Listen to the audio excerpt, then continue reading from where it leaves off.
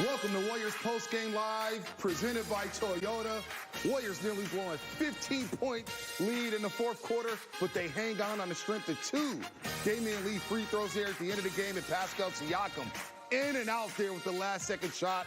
And the Warriors with two big wins here over the weekend. Friday against the Clippers, tonight against the Raptors, and they have clinched a winning record on this homestand. Now they can get greedy Tuesday night against the Indiana Pacers. The Hall of Famer Chris Mullin, champ, NBA champ Darrell Wright, and of course Vontae Hill. And fellas, I had to swear jar here because that fourth quarter got ugly. And I was ready to throw all my bank account in here, but the Warriors hang on. Mully, they hang on for dear life there to beat the pesky Raptors team in an ugly, ugly fourth quarter. Yeah, tough fourth quarter, but you know what? They're 6-4. Yeah, that's all that matters. This is going to be another game that propels them, you know, come playoff time. A win is a win. Yeah, definitely. They made it ugly. The Raptors did, but like Mully said, a win is a win. You take it. We'll take it. Good job. They made the big plays when they need them. Yes, no sir. doubt about it. Warriors now 4-2 on the 7-game homestand. Who would have thunk it here? And Andrew Wiggins, who's playing really good basketball right now on both ends of the floor. 17 points. He's standing by live at Chase Center with Fitz and Buki. Andrew Wiggins, Toronto-born and the highest-scoring Canadian-born player in the history of the NBA. We'll get that little Canada spot out of the way for you. How about 17 points tonight? An ugly fourth quarter, but it ends with a smile. You guys played the D, and you have been phenomenal defensively all year. Appreciate it. Yeah, you know, we had a good first three quarters. You know, the fourth quarter was a little rough. We pulled it out. You know, it was an ugly win, but we got it done. You know, it's hard to win in this league, but you know, we got it done. D-Lee came up with some clutch free throws to steal the game for us. So it was a good one. What was the mentality of everyone else watching Steph struggle a little bit? You stepped up, made some big shots here and there. But what's the team mentality when you see your guys struggling like that? They're throwing like 3 defenders at him. Yeah. You know, every game's rough for him, but he's great. You know, that's what he does. You know, he knows how to do all this stuff. So we're just with him, you know, every step of the way. And when he's down or he's not making shots, other guys have to step up. You know, that's how it goes. You know, I feel like this was a great team win. Andrew, you had 4 blocks a year ago in a Warrior uniform and another 4 blocks tonight. Those are both career best for block shots. Who is working with you on your defense? Because you have been a revelation since you've been a Warrior on that end of the court. Man, I'm just trying to, you know, make a statement, you know, just trying to change that narrative. You know, come out here, work hard, and do what I got to do to win. You know, get after it defensively. Your aggressive mentality has been on display here, but I've been impressed with your offensive IQ, knowing when to attack and transition. The floor is spread, and usually you feel like you have an advantage against anybody. So what's your mentality been offensively, especially at times like when Steph's out of the game? Yeah, just stay aggressive. Yeah. You know, stay aggressive. That's a mindset I got to have.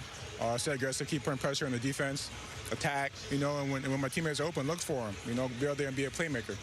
You know, the Clipper win, you hit such a critical 3 near the end, and we saw the biggest Andrew Wiggins smile. You're so stoic on the court. It's nice to see that big smile and see that emotion from you. We have fun with it. Yeah, I'm having fun. You know, this is great Warriors basketball.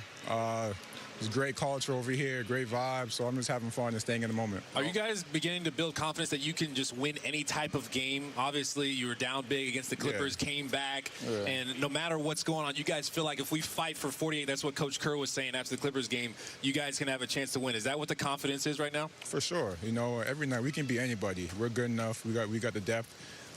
We got the players for it. You know, our mindset, defensively, offensively, you know, we can beat anybody. Well, Andrew, we know you've been gutting your way through an injury, banged up these last couple games, and you're still able to hang in there for 34 minutes tonight. Had the big defensive stop. We appreciate you stopping by. For sure. Thanks. Thanks, brother. That is Andrew Wiggins, and Glenn Azubuike said it, a two-way player. The defensive end of his play is as exciting as the offensive end as the Warriors get the win. Andrew Wiggins leading that second unit as they double up another team. Friday night, it was 42-20 bench points against the LA Clippers. Tonight, the bench. And Wiggins with that second unit as well.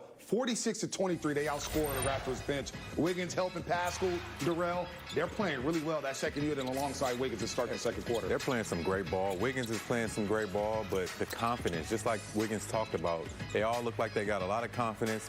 Maple Jordan, he out there doing his thing. And, yeah, those guys are feeling real comfortable. They're playing with a lot of energy. And that's what it takes when it's coming off second unit. You got to come in with energy. You got to be able to make shots. Andrew Wiggins is a winning player. You know, he talks about changing the narrative. I think he's changed it already. Just look at those clips. Right. He's knocking down threes. He's getting dunks. He's playing in transition.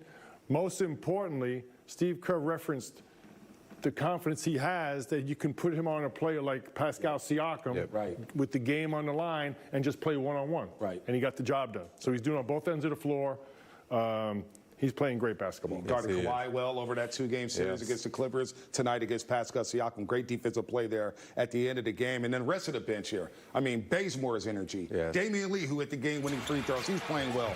Wanamaker. And then, of course, Pascal with 15 points off the bench. This bench unit, which really has shocked some people here, has really found their groove here, Darrell. And they all know their roles here. And they're helping the Warriors stabilize basketball games. And like I said at the half, it looked like they're having fun. So that's the thing, you know, that's going to get that second unit going. They're having fun. These are the guys that's cheering on the first unit. So when they get out there, they're trying to get a part of that. You know, for the starters to be on the sideline cheering for those guys the same way. So they're meshing well together. They're making big shots, and they're bringing a lot of energy. Once Draymond and James Wiseman got inserted into the starting lineup, Steve Kerr was able to solidify his bench. And now he's got a true identity and a formula on how to win games. Right. And a big part of it is their bench. And early on, you know, we were talking about Damian Lee, Michael Mulder, and who's that third? And Bazemore. Yeah, Bazemore. Okay, so they make threes, but they also fight, and they got great effort on the defensive end. They team rebound, so it justifies having the offense out there. Scrappy unit, and they get the job done tonight again. The bench outscoring the Raptors bench 46-23. Big-time win for the Golden State Warriors, and we'll hear from Steve Kerr coming up here on how Steph Curry impacted the game despite shooting 2 for 16 tonight. That's coming up here on Warriors PostGame Live, presented by Toyota. Game Live, presented by Toyota. Let's take a look at a couple storylines here. Fred VanVleet, the $85 million man who wanted to cash out this past offseason. Decent game from him, 9 for 20, 3 for 10 from the three-point line, of course. He outplayed Steph offensively. Steph did what he had to do to get others involved here. But Fred VanVleet, solid game. He's turned into a really solid pro, Darrell. Yeah, he's a great player. He gets to the basket at will. He's very crafty, and he makes tough shots. And that's what we've seen today. He made a few tough shots. He got to the basket, and we like to call, you know, Kalo and Fred like bowling balls when they go in there. They falling all over the place, but he does a great job of getting to the basket, creating contact. But I think the Warriors tonight did a great job without fouling him. Yeah, he's an old school type of player. He reminds me of Joe Dumars a little bit. Very physical, tough on the defensive end, and he's relentless. Yeah. Right. You know, he goes in the paint, takes punishment, gets to the free throw line, and he played through. He got off to a tough start, but he played through and had a good game. And with Steph, look, this is the typical game with all the attention that the defense that he garners. He just creates opportunities by being on the floor, and they did just enough to get the win. Well, Steph struggles tonight. I mean, look, the Clippers did whatever they... Nights like this. Yeah, and tonight, Steph got out of rhythm because of those scheme defenses, right? The triangle, 2-box-and-1 type of looks. So even when he got open looks, he wasn't in rhythm. But the Warriors have seen this a lot now, and they're getting a little more comfortable playing against it. Yeah. And in turn, Toronto plays a lot of it. So it was one of those, what we said at half.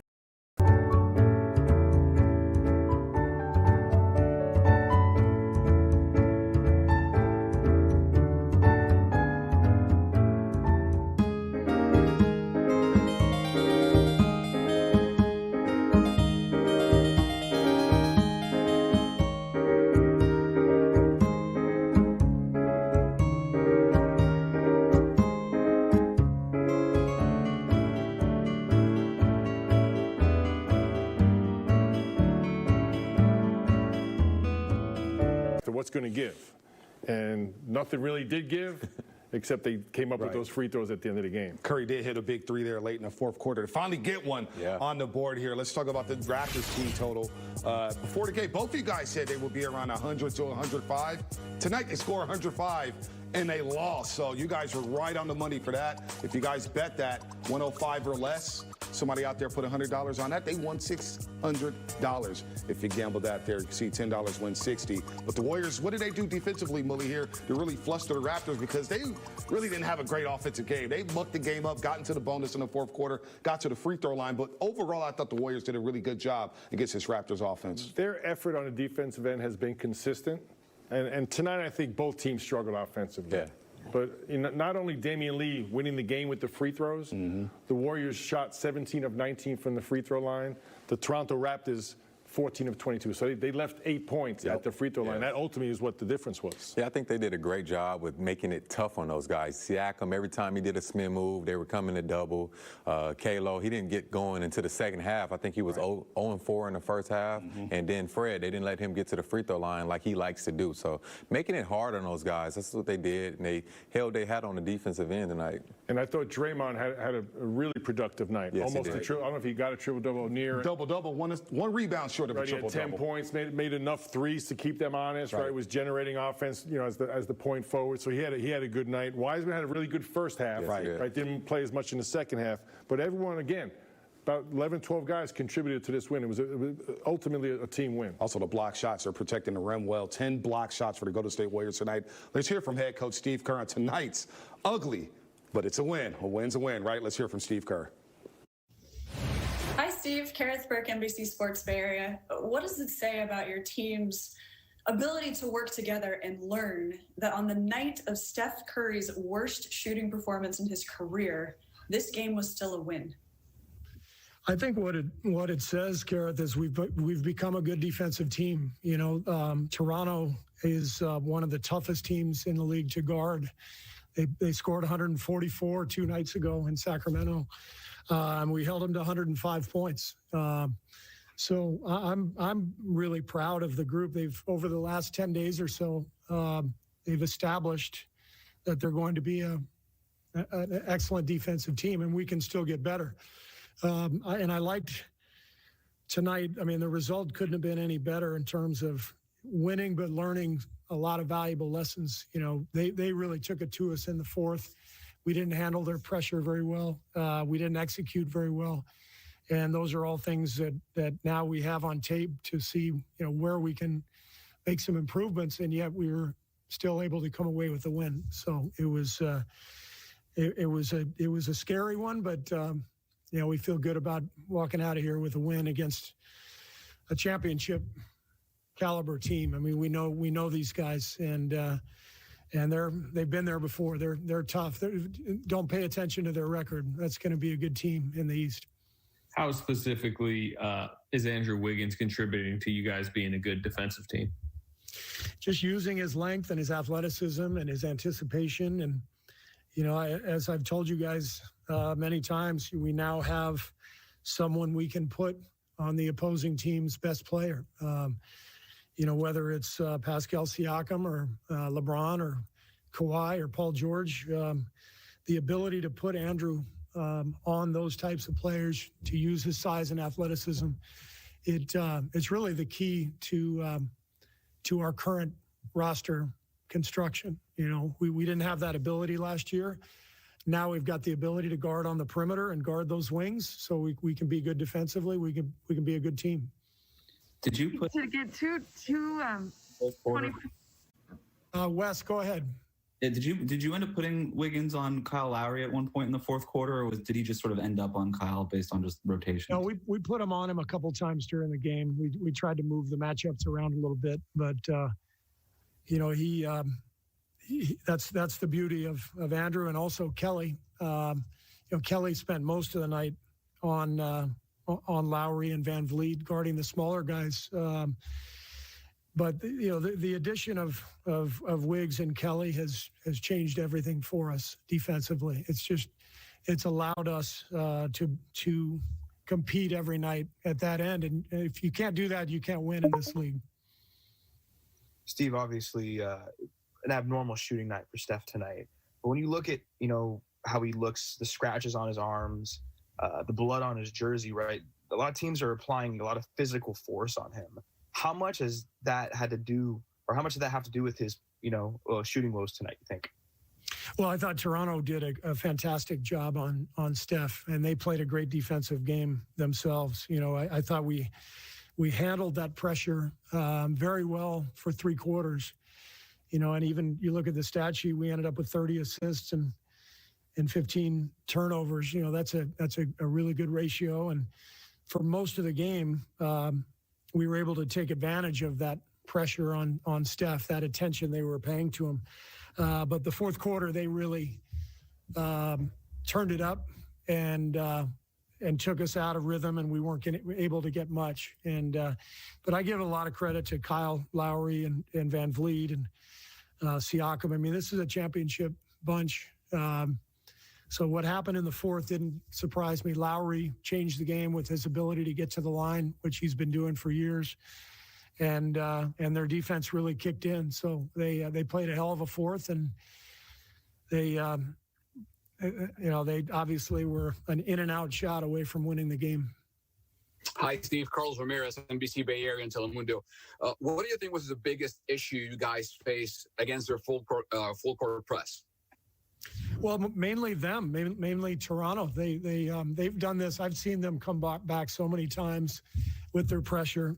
They're extremely athletic and they're very strong. You know, Lowry and Van Vliet don't have a lot of height, but they have tremendous strength. And you know, when you throw Anunoby and Siakam out there as well, you know, Chris Boucher was fantastic tonight. I think he had 6 blocks. That's as athletic and tough and physical a team as you're going to see down the stretch of a game. So it was more about them and their pressure. But with that said, you know, we've got to watch the tape and improve our execution next time we're in that spot. Big win for the Golden State Warriors tonight. Draymond Green as well. And look, they did this despite Steph Curry shooting 2 for 16. We'll get into that a little later. That is tied for the worst by a Warriors player who took 15 field goal attempts in a game over the last 20 years. Klay Thompson, David Lee, and Baron Davis have all had 2 for 16 field goal performances for the Warriors over that span. But this was about Draymond Green, who messed around and almost got a triple-double, 10 points, 10 assists, 9 rebounds. He was really engaged on both ends. And we didn't have to really go to the swear jar today. The swear jar is going to be empty after tonight. Yeah, I thought, I'm sorry, but I thought he did a great job tonight. You know, not only quarterbacking and getting guys involved, you know, he had 10 assists, but the fact that he, you know, took his shots around the perimeter with confidence. I think every single one of them, he didn't hesitate. He just took his shot, and 2 of them went down for him. So he's good when he's aggressive, you know, and also getting guys involved, but being aggressive. I love to see Draymond aggressive out there. Played a beautiful floor game. Got things organized on the offensive end, and his usual steady, aggressive defense was there. And maybe most important, his conditioning is back. He played almost 30 minutes. Right. And he looked fresh in the fourth quarter when they needed him most. So he played a beautiful, typical Draymond Green triple-double type game tonight.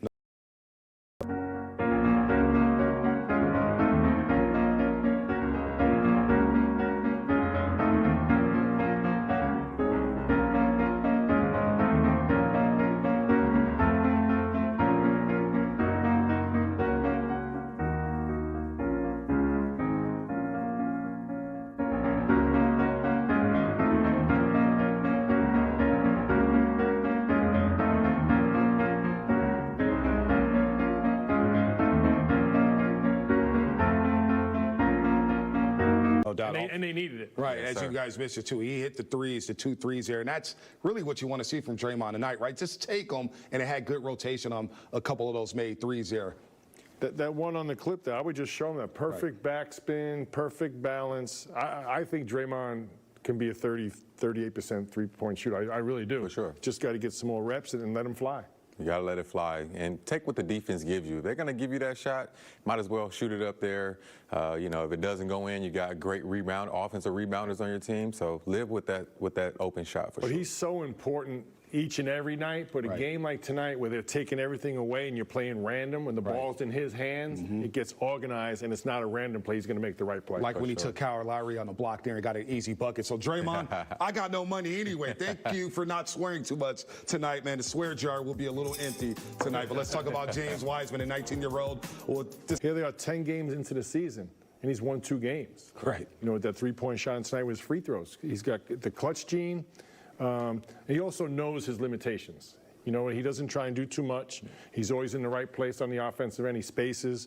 And tonight he made a really intelligent play, drew the foul to win the game. Yeah, he's having a great season so far. You know, 2 game winners already. But what really sticks out is how he plays the game. He plays the game hard. You know, he's doing it on both ends, and he took that shot today with a lot of confidence, like he knew it was going to go in, and then he got to that free throw line, knocked down 2 free throws for his team, and won the game. So he's doing a great job this season so far. And his shooting is why he's in the game. Right. But he really plays hard on the defensive end. He always knows the scout report. He helps on the rebounds. So his effort is incredible on the defensive end, which allows him to stay in the game, to be in the game at the end, to make a nice offensive play. Right. We talked about the free throws tonight. What about the big corner 3 from Friday night when Curry had that left-handed pass? He is shooting well. He's playing defense well. So congrats to Damian Lee on a nice season, a nice start to the season so far.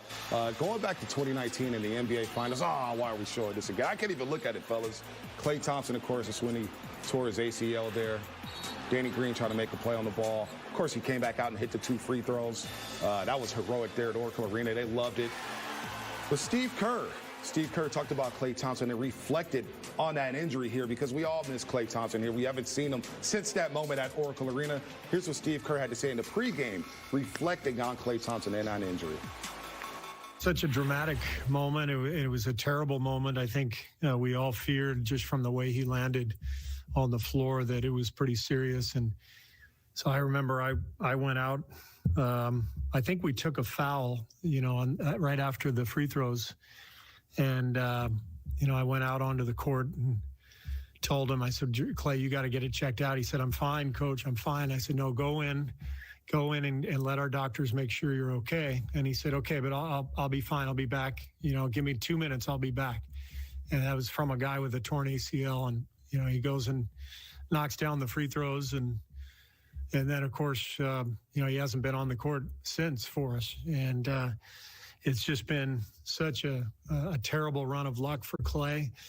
And for a guy who loves to play as much as anybody I've ever met, it's been just awful to witness. So we've been in touch. We've texted quite a bit.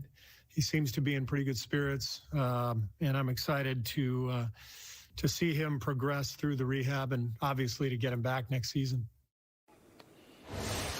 And what we all forget is Klay Thompson earlier in that series against the Toronto Raptors has strained his hamstring. Missed one game, it came back and played really well. Of course, game 5 with Steph and Klay hitting those 3-pointers late in that game to steal it and send it back to Oracle. And that night, I don't know if he played even better in his career, the way he was shooting a 26-foot bomb. And, of course, that happens there. We were all anticipating the return of Klay Thompson. And, of course, on draft night, tears the Achilles tendon. Really sad, but I just can't wait to see Klay back in the Bay Area, Darrell. It's so sad. He's one of my favorite players watching. Shoot the ball is so pretty. So we definitely miss him out there.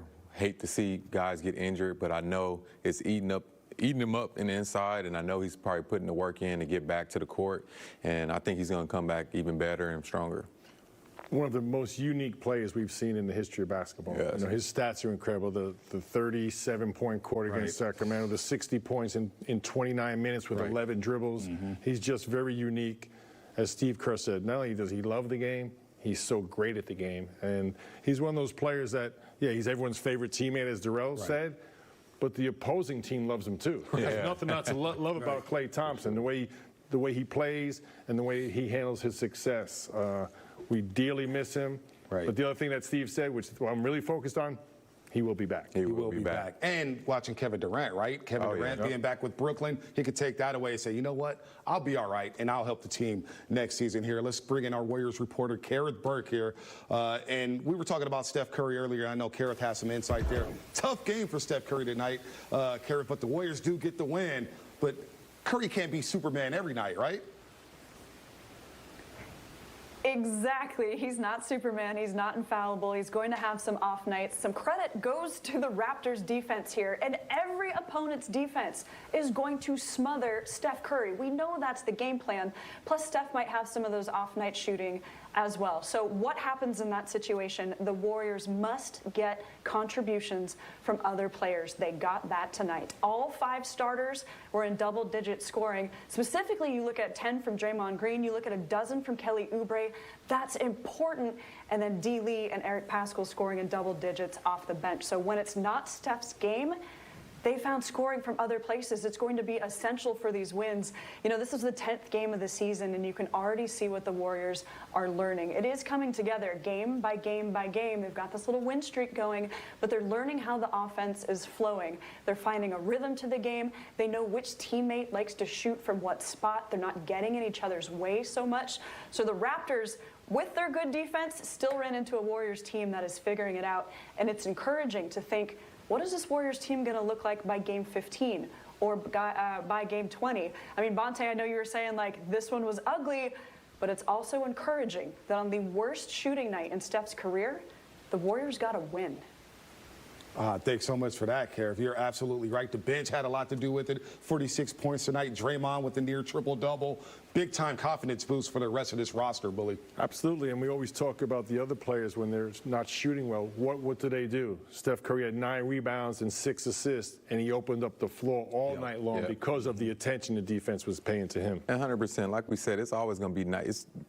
Good players have nights like this sometimes, and that's why it's a team sport. Other guys just got to step up. And the one thing I admire about Steph is his demeanor never changes. You know, he's trying to do things on the defensive end. He's trying to make for his players and his guys. So that's the one thing I can really admire about him when he's struggling. The only negative?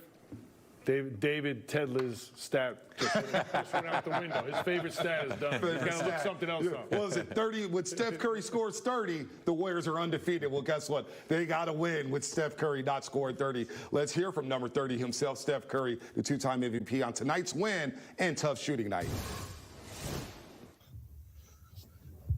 He's been amazing. He's taking the challenges, one-on-one defense.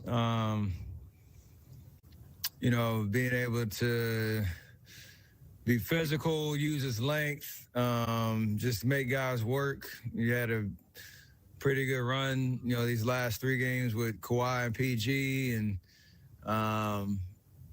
you know, Pascal Siakam, the whole lineup basically. We were switching a lot of things tonight. So him and Kelly have been amazing in terms of using, you know, their length and inside out, giving their presence and taking on that responsibility, and it's been awesome. Steph,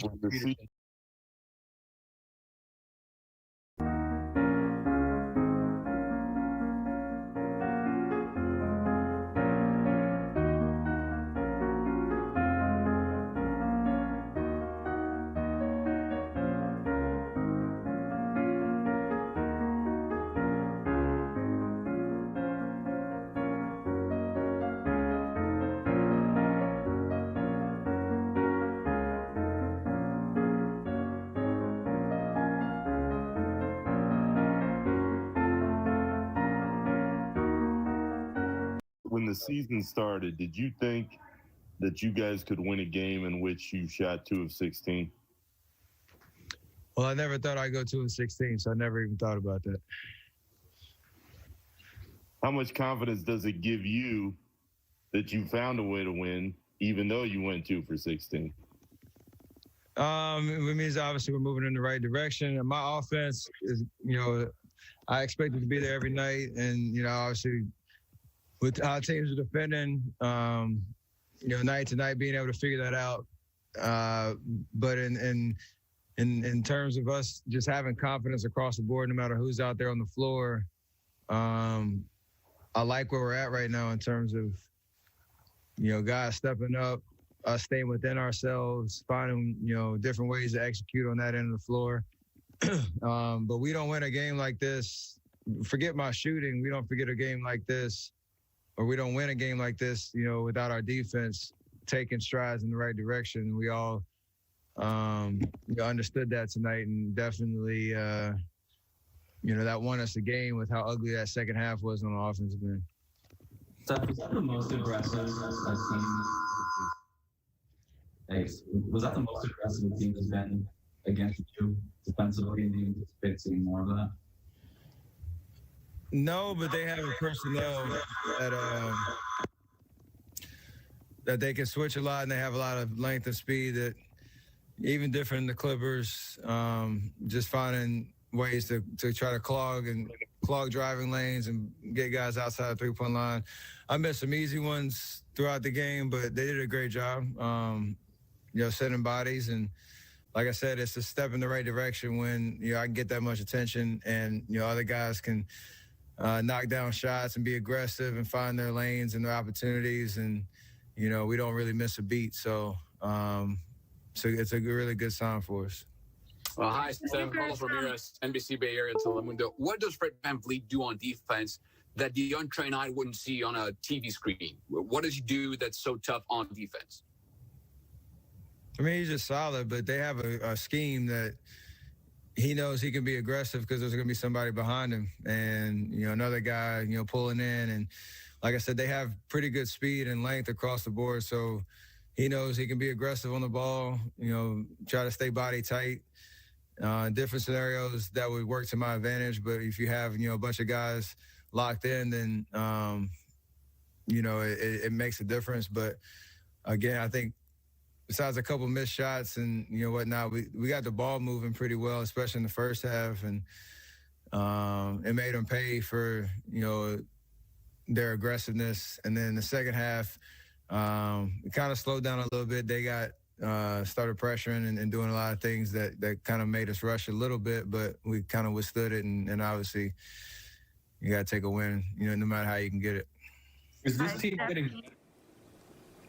All right, we all know Steph Curry didn't shoot the ball well tonight, but he did drop dimes. We'll break down his passing coming up here on Warriors Postgame Live, presented by Toyota.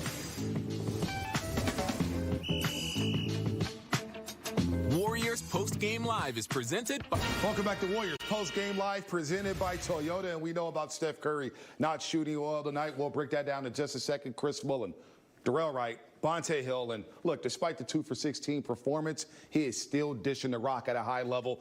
Average 7 assists coming into tonight, and tonight 6 assists with some beautiful passes here. And he got in with 9 rebounds. He creates so much attention paid to him. He's just a beautiful dexterity, hand-eye coordination, in rhythm to Andrew Wiggins, knocked down the corner 3. That's a tough pass. And right here, he keeps the ball alive and gets a hockey assist right here. He's so crafty where he keeps the ball alive, gets the hockey assist, throws it to Draymond. Draymond knows what to do, throw it up top to the young fella. And that's where we're starting to see that chemistry built. And as soon as Steph is doubled, he's got confidence in his teammates. And it's just an incredible pass here. Yeah, at the end of the quarter, just a no-look to Eric Paschall, who's worked on his three-point shot. But again, all eyes on Steph Curry. He's finding his open teammates. And this right here, this is the understanding of rotations, knowing who's going to rotate when I come off a high pick and roll right here. Throwing it to Paschall right there at the short roll, and then going up for the slam. So this right here is just understanding rotations, then a tough left-hand hook pass. That's a tough pass. That was a zone look, and basically 5 guys had their eyes on Steph. And here, once again, getting into the crease, attracting 3 players. Soft hook pass to his buddy Ken Bazemore. And Bazemore's over there Bazemoring for 3.